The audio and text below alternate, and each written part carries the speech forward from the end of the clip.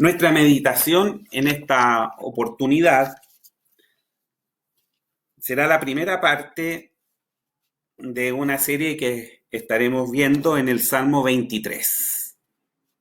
Salmo 23. Los invito a que busquen en sus Biblias para que demos lectura todos juntos a este hermoso salmo que se complementa muy bien con el Salmo 61 y el Salmo 91 que hemos leído ya. Salmo 23. Como les digo, este será una serie que estaremos revisando en los próximos días, en las próximas reuniones que tengamos. Hoy día nos vamos a centrar especialmente en el versículo 1.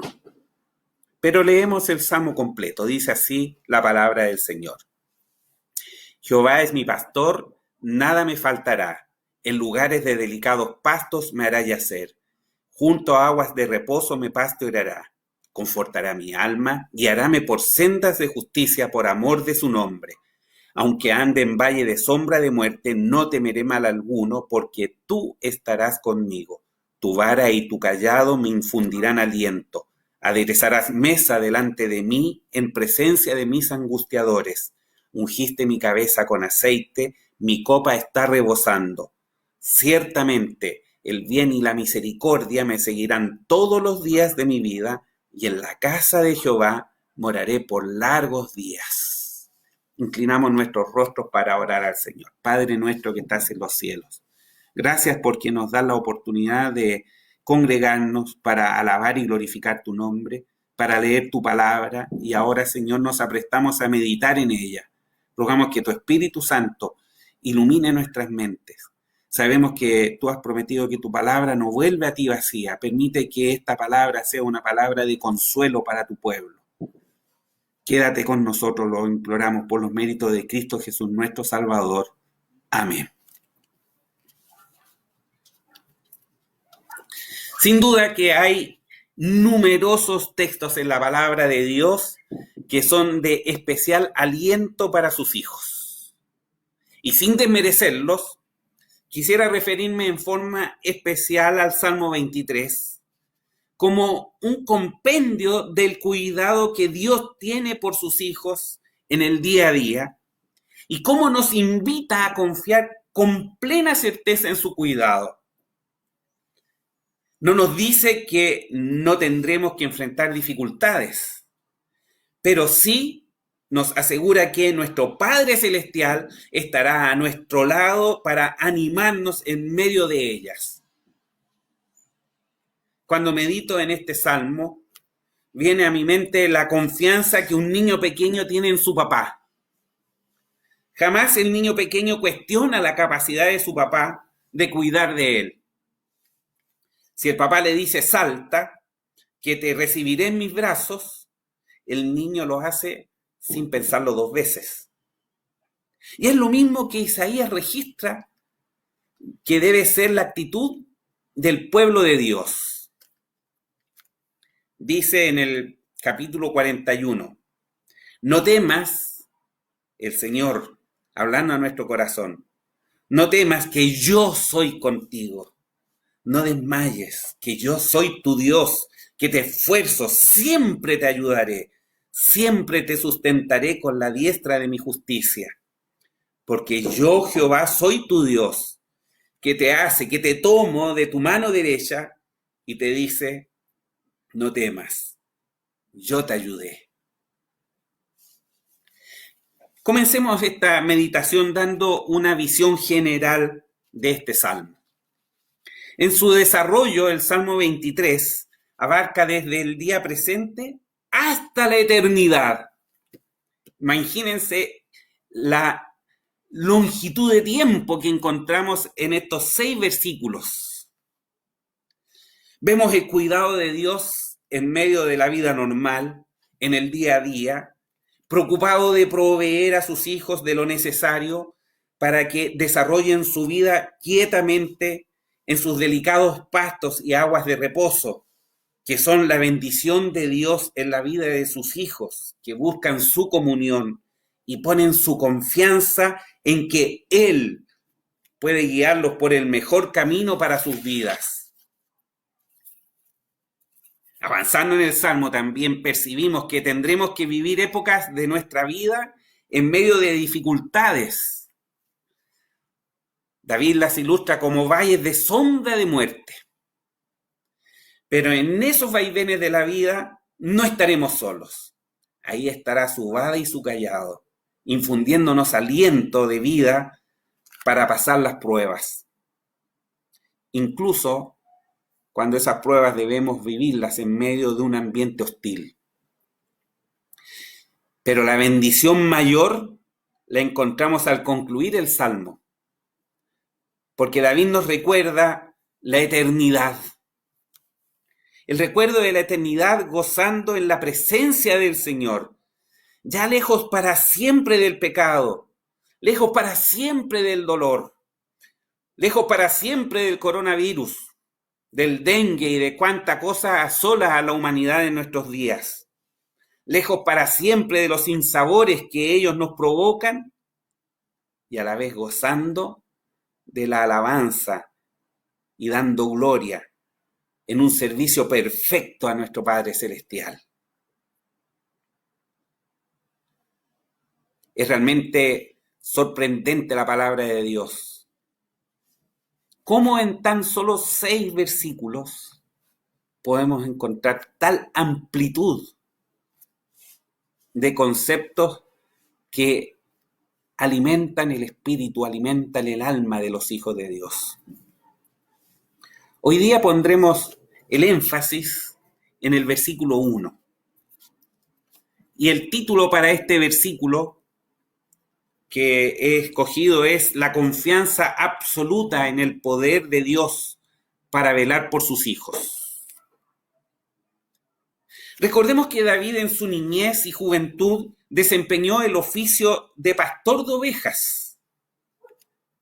Y para comprender este oficio en los tiempos de David, debemos recordar en qué consistía, porque hoy la figura del pastor de ovejas es muy distinta a la figura que existía y que era la experiencia directa del rey David. Los rebaños en particular no eran muy numerosos. Si ustedes recuerdan, Jesús, al hablar sobre el buen pastor, lo que leemos en el Evangelio de Mateo en el capítulo 18 y en el Evangelio de Lucas en el capítulo 15, nos ilustra su enseñanza con un rebaño de 100 ovejas. Y eso era un rebaño habitual. El pastor conocía a cada una de las ovejas, hasta en los detalles más mínimos. A cada una de ellas les tenía su nombre. Por otro lado, las ovejas.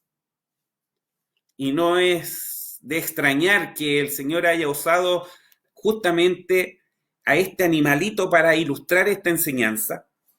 Las ovejas, que se caracterizan por haber perdido su instinto de sobrevivencia, conocían al pastor tan bien que lo normal era ver al pastor encabezando al rebaño en busca del alimento y del agua para su ganado, y a las ovejas siguiéndolo, sin cuestionarse si el camino por el que iban era o no el indicado.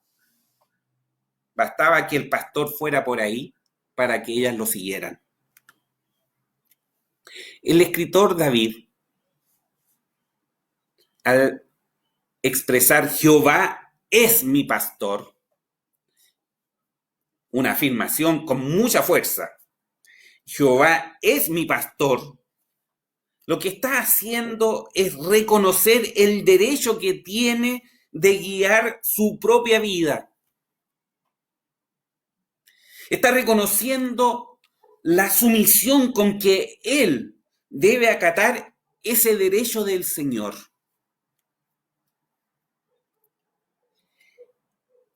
No olvidemos que David era el rey. Pero se siente absolutamente inseguro confiando en sí mismo. Y vuelve su mirada al Señor con este Jehová es mi pastor. Jehová es mi pastor. Es una declaración que nos habla de dependencia total. Jehová es mi pastor es una declaración que nos habla de dependencia sin cuestionamientos ni objeciones. Dependencia con la confianza de tener la certeza que el pastor conoce bien el destino hacia dónde nos conduce. ¿Cuánto necesitamos en nuestros días aprender de esta dependencia del Señor? De esta dependencia sin cuestionamientos. Esta certeza que llenaba el corazón del rey David queda confirmada con la continuación de este versículo, porque también es una afirmación, y es una afirmación absoluta, porque al Jehová es mi pastor le sigue la afirmación: nada me faltará. En algunas versiones leemos esta frase como nada me falta. Y es interesante también esa expresión porque nada me falta nos habla de un presente continuo. Dios siempre está proveyendo para sus hijos. En este nada me falta. ¿Acaso no hay un reconocimiento total del poder que tiene el pastor de guiarnos, de modo de proveernos para cada una de nuestras necesidades? Hermanos, Pablo, al ver el cuidado amoroso y permanente del Padre Celestial, escribe a los filipenses lo que encontramos registrado en la palabra del Señor en Filipenses capítulo 4, versículo 19. Mi Dios, pues, suplirá todo lo que os falta conforme a sus riquezas en gloria en Cristo Jesús. Quiero hacerles notar que aquí hemos dicho dos palabras claves. Nada me faltará, nada. Y en el lenguaje del apóstol Pablo, suplirá todo lo que os falta. Curiosamente son dos palabras antónimas, pero ambas refuerzan con mucha fuerza ese cuidado amoroso que tiene nuestro Padre Celestial de cada uno de nosotros. El mismo rey David escribe en su vejez: mozo fui y he envejecido, y no he visto justo desamparado, ni su simiente que mendigue pan. Hermanos, el caso de David no es una excepción. El caso de David es el testimonio de todo hijo de Dios. Y espero de todo corazón que sea sin duda también tu testimonio. Resulta de especial bendición asociar este versículo, recordemos que estamos en el Salmo 23, versículo 1, con las palabras del Señor Jesús que registra el apóstol Juan en su Evangelio en el capítulo 10. Acompáñenme siguiendo la lectura de los primeros 14 versículos de este capítulo, Evangelio de Juan, capítulo 10, versículos 1 al 14. Dice así la palabra del Señor: de cierto os digo, el que no entra por la puerta en el corral de las ovejas, mas sube por otra parte, el tal es ladrón y robador. Mas el que entra por la puerta, el pastor de las ovejas es. Y a éste abre el portero, y las ovejas oyen su voz, y sus ovejas llama por nombre y las saca. Y como ha sacado fuera todas las propias, va delante de ellas y las ovejas le siguen, porque conocen su voz. Mas al extraño no seguirán, antes huirán de él, porque no conocen la voz de los extraños. Esta parábola les dijo Jesús, mas ellos no entendieron qué era lo que les decía. Volvióle pues Jesús a decir: de cierto os digo, Yo soy la puerta de las ovejas. Todos los que antes de mí vinieron, ladrones son y robadores, mas no los oyeron las ovejas. Yo soy la puerta. El que por mí entrare será salvo, y entrará y saldrá y hallará pastos. El ladrón no viene sino para hurtar y matar y destruir. Yo he venido para que tengan vida y para que la tengan en abundancia. Yo soy el buen pastor. El buen pastor su vida da por las ovejas. Mas el asalariado y que no es el pastor, de quien no son propias las ovejas, ve al lobo que viene y deja las ovejas y huye. Y el lobo las arrebata y esparce las ovejas. Así que el asalariado huye porque es asalariado y no tiene cuidado de las ovejas. Yo soy el buen pastor. Conozco mis ovejas y las mías me conocen. Detengámonos en este pasaje. Hay afirmaciones que hace Jesús que deberían afectar profundamente nuestra vida. La primera, a sus ovejas llama por nombre. Es el pastor quien llama a sus ovejas. Es el pastor quien nos busca hasta encontrarnos. No somos nosotros que de nuestra voluntad nos nace ir a Él. Todo parte de Dios. Todo es su iniciativa. Él, en su soberana voluntad, hizo el acto de elección en la eternidad. Dice el apóstol Pablo que desde antes de la fundación del mundo nos conoció y preparó todo para que ese día glorioso en que fuimos objeto de la obra del Espíritu Santo estuviera nuestra voluntad preparada para ir a Él, reconociendo nuestra condición de condenados al infierno a causa de nuestros pecados y poniendo en cada uno de sus escogidos el impulso de depositar su confianza en que solo la sangre de Cristo vertida en la cruz es el único medio válido para tener el perdón de nuestros pecados. El apóstol Juan escribe en 1 de Juan capítulo 4: en esto consiste el amor, no que nosotros hayamos amado a Dios, sino que Él nos amó a nosotros y ha enviado a su Hijo en propiciación de nuestros pecados. Nosotros le amamos a Él porque Él nos amó primero. Es decir, es por la gracia de Dios y solo por su gracia que hemos sido llamados a formar parte de su redil.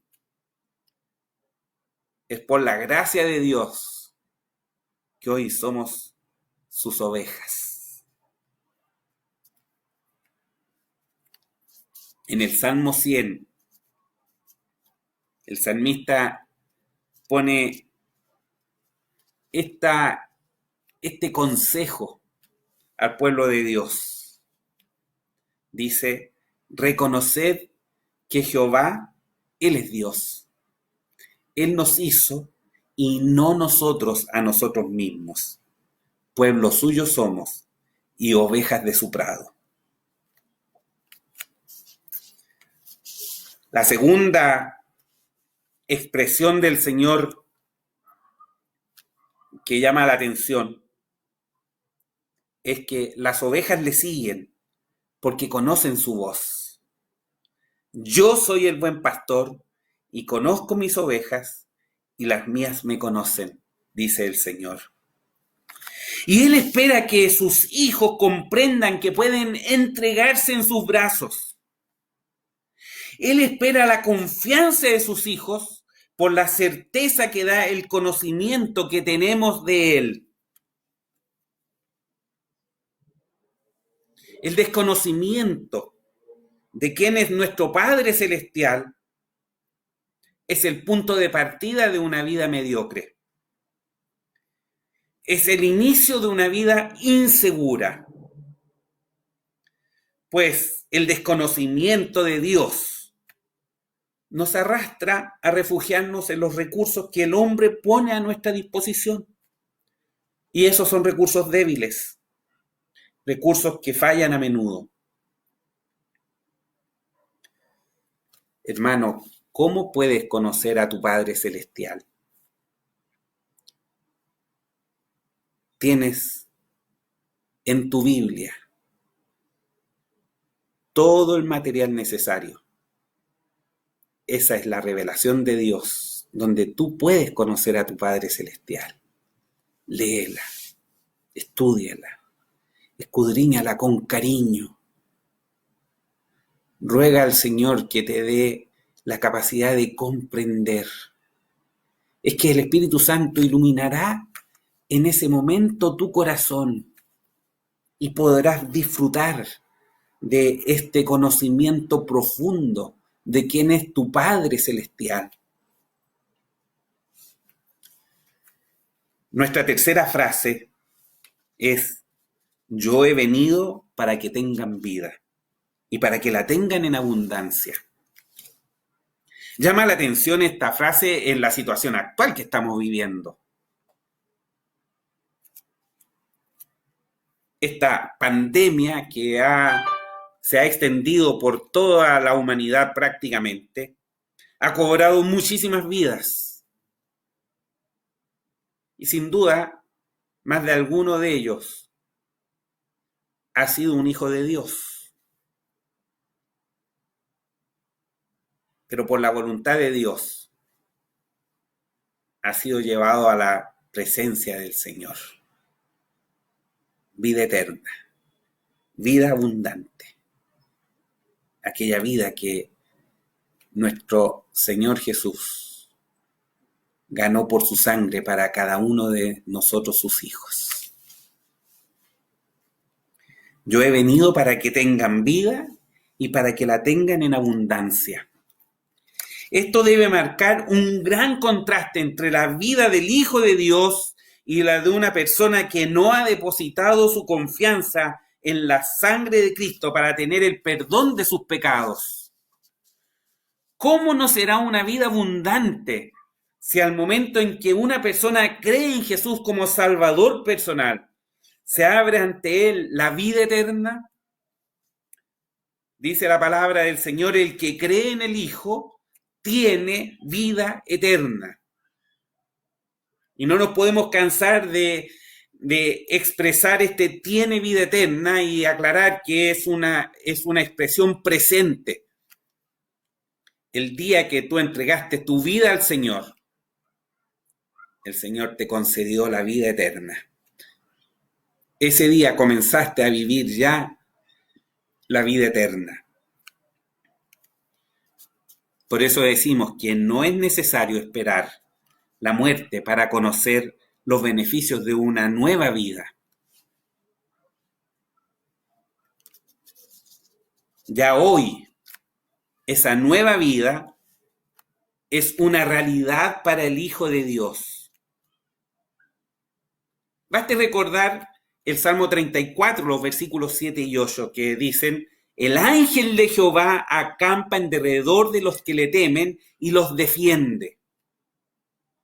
Eso no está hablando del futuro, está hablando de tu situación el día de hoy. El ángel de Jehová acampa en derredor de los que le temen y los defiende. Gustad y ved qué es bueno Jehová. Dichoso el hombre que confiará en él. Es un cuidado constante. Cuando leemos en la palabra del Señor: nada me faltará, podemos considerar que Dios ha dado muestras suficientes de que tiene un profundo interés por cada uno de sus hijos. Miren cómo lo dice el apóstol Pablo: el que aún a su propio hijo no perdonó, antes le entregó por todos nosotros. Y se pregunta reflexionando: ¿cómo no nos dará también con él todas las cosas?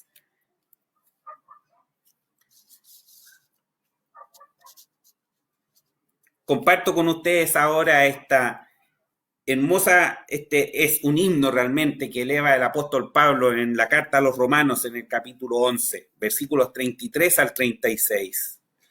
Oh, profundidad de las riquezas, de la sabiduría y de la ciencia de Dios. Cuán incomprensibles son sus juicios e inescrutables sus caminos.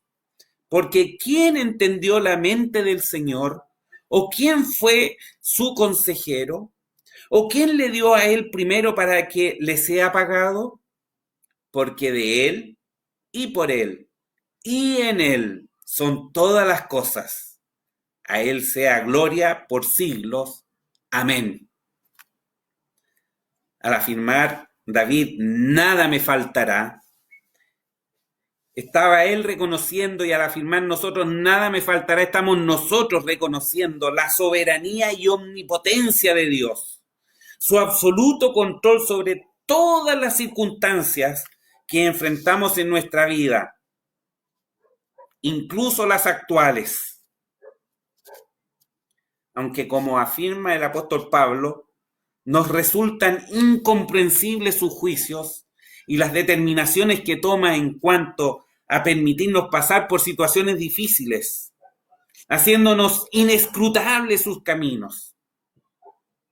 Pero el Hijo de Dios tiene su confianza puesta en su Señor. No pretendemos entender su mente infinita con la nuestra, que es finita. No debemos aspirar a alzarnos como sus consejeros, en el sentido de pretender dictar qué debe y qué no debe hacer con nuestra vida, porque nuestra vida está en sus manos. Él proveerá según su misericordia. Recordemos estas palabras del Sermón del Monte. Están registradas en el Evangelio de Mateo, en el capítulo 6, los versículos 25 en adelante. Por tanto os digo, no os congojéis por vuestra vida, qué habéis de comer o qué habéis de beber, ni por vuestro cuerpo, qué habéis de vestir. ¿No es la vida más que el alimento y el cuerpo que el vestido? Mirad las aves del cielo, que no siembran, ni ciegan, ni allegan en alfolíes, en bodegas, y vuestro Padre Celestial las alimenta. ¿No sois vosotros mucho mejores que ellas? Mas, ¿quién de vosotros podrá, congojándose, añadir a su estatura un codo? Y por el vestido, ¿por qué os congojáis? Reparad los lirios del campo, cómo crecen, no trabajan ni hilan. Mas os digo, este era el Señor Jesús que estaba hablando, mas os digo que ni aun Salomón con toda su gloria fue vestido así como uno de ellos. Y si la hierba del campo que hoy es y mañana es echada en el horno, Dios la viste así, ¿no hará mucho más a vosotros, hombres de poca fe? No os congojéis, pues, diciendo qué comeremos, o qué beberemos, o con qué nos cubriremos. Porque los gentiles buscan todas estas cosas, que vuestro Padre Celestial sabe que de todas estas cosas habéis menester. Mas buscad primeramente el reino de Dios y su justicia, y todas estas cosas os serán añadidas. Así que no os congojéis por el día de mañana, que el día de mañana traerá su fatiga. Basta al día su afán. Y el apóstol Pablo, dirigiendo a los filipenses: por nada estéis afanosos, sino sean notorias vuestras peticiones delante de Dios en toda oración y ruego con hacimiento de gracias. Y la paz de Dios, que sobrepuja todo entendimiento, guardará vuestros corazones y vuestros entendimientos en Cristo Jesús. Por nada estéis afanosos. Y esta es la última reflexión. Nuevamente encontramos la palabra clave: nada. Esto es para dar realce y fuerza a la idea de que somos hijos de un Dios que es tremendamente cercano a sus hijos, que tiene un objetivo para nuestra vida y que por ese objetivo nada ocurre en nuestra vida por azar o accidentalmente. todo obedece a permitir que se cumplan los objetivos sublimes que Dios tiene para la vida de cada uno de nosotros, sus hijos. Que el Señor les bendiga, que estas palabras centradas en el Salmo 23, pero por sobre todo el Salmo 23 directamente, haga vida en sus corazones y les dé consuelo en estos momentos de aflicción, pero también esperanza en que somos hijos del Rey de Reyes y Señor de Señores.